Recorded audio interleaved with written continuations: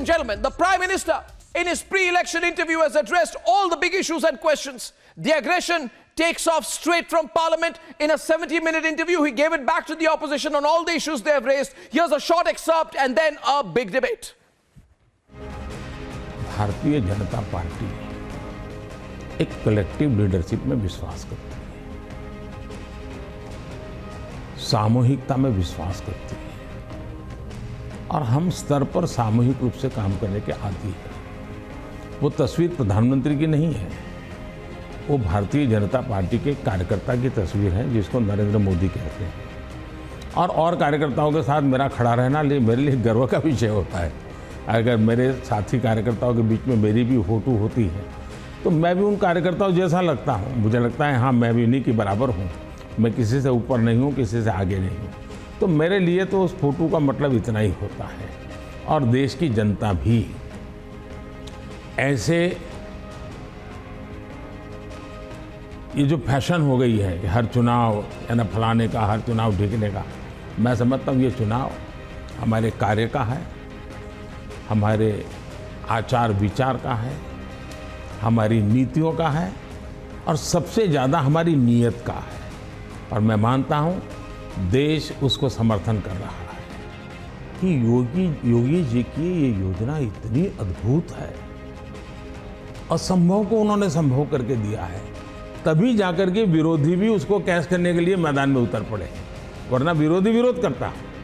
Cash करने के लिए मैदान में उतरा है, मतलब योजना अच्छी है, योजना सफल है और सफल तरीके से समय सीमा में उसको पूरा किया है।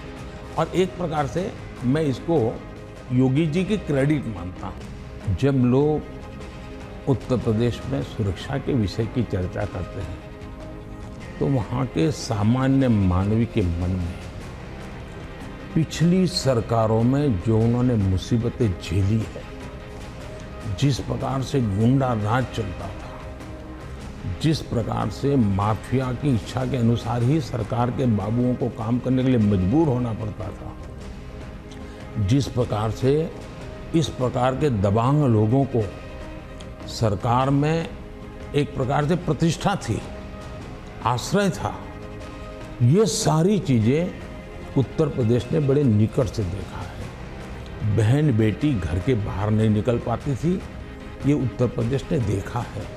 आज उत्तर प्रदेश की बेटी कह रही है कि मैं शाम को अंधेरा होने के बाद भी अगर कहीं काम है तो जा सकती हूँ।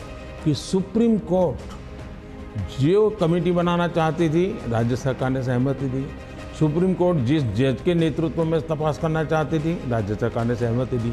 राज्य सरकार ट्रांसपेरेंसी से काम कर रही है, तभी तो सुप्रीम कोर्ट की इच्छा के अनुसार सारे निर्णय करती है। पहली बात ऐसी है कि भारतीय जनता पार्टी एक ऐसी पार्टी है जिसका ये मत है कि देश के विकास के लिए हमें रीजनल एस्पिरेशंस को एड्रेस करना ही चाहिए। और देश में मैं पहला मुख्यमंत्री हूँ जो इतने लंबे समय तक राज्य का मुख्यमंत्री रह करके आया। और इसलिए राज्य के एस्पिरेशंस क्या होते हैं, राज्य की आवश्यकताएं क्या होती हैं, इसका मुझे भली भांति समझ है। और इसी के कारण हम हिंदुस्तान के सभी राज्यों की भला, अब देखिए मैं दुनिया के मेहमान आते हैं तो पहले उनको दिल्ली में ही आना और जाना हो जाता था, मैं ऐसा नहीं करता। आप ट्रंप को ले गए? मैं उनको अलग अलग जगह पर, मैं चाइना के राष्ट्रपति को ले गया तमिलनाडु, मैं फ्रांस के राष्ट्रपति को ले गया उत्तर प्रदेश, मैं जर्मन चांसलर को ले गया कर्नाटका। और तब तो कांग्रेस की सरकार थी। किसकी सरकार? इस देश की शक्ति को उभारना, इस देश के हर राज्य को प्रोत्साहन मिलना, यही हमारा काम होता है। अब यूएन में जाकर मैं तमिल भाषा में कोट करता हूँ तो दुनिया को गर्व होता है कि भारत के पास दुनिया की सबसे पुरानी भाषा है। पहले कोई बोलता ही नहीं था। और इसलिए तो मैं हर एक को साथ लेकर के चलने का प्रयास करता हूँ और मैं मानता हूँ वही रास्ता है।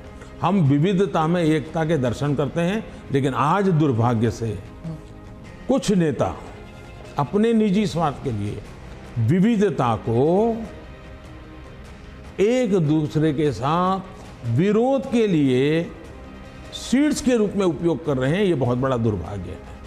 हमें विविधता में से एकता को पनपाना है।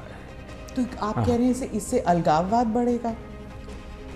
पिछले 50 साल का अनुभव यही है, उन्होंने यही किया है, हर चीज पे देश को बांटो, राज करो, और उसी में से अलगाव पैदा होता है। लेकिन भारत का चरित्र ये नहीं है, भारत के नागरिकों का चरित्र ये नहीं है।